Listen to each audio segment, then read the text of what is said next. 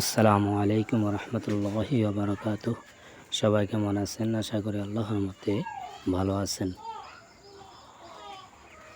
আবার আপনাদের সামনে একটি ভিডিও নিয়ে হাজির হলাম। আমার এই হাঁসগুলো দেখেন, একেবারে সুস্থ ও সবল, মাশাআল্লাহ। আমি এই হাঁসগুলো প্রথম 1 সপ্তাহ লাইসোবিট খাওয়াইছি, তারপর 3 দিন থায়াবিন, তারপর 5 দিন ক্যালসিয়াম খাওয়াইছি। আলহামদুলিল্লাহ, আমার এই হাঁসগুলো এখনও সুস্থ ও সবল আছে।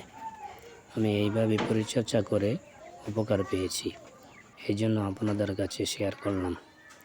হাঁস ও মুরগি পালনের ক্ষেত্রে সবচেয়ে গুরুত্বপূর্ণ কাজ হচ্ছে প্রথমে আল্লাহর উপর ভরসা করা, তারপর প্রথম দিন থেকে 1 মাস পর্যন্ত ভালোভাবে পরিচর্যা করা। ওষুধ খাওয়ানো থেকেও গুরুত্বপূর্ণ বিষয় হচ্ছে পরিচর্যা করা, নিজের সন্তানের মতো যত্ন করা, কারণ এগুলো বোবা প্রাণী। এই বলে আমার ভিডিওটি শেষ করছি। সবাই ভালো থাকবেন এবং আমার জন্য দোয়া করবেন।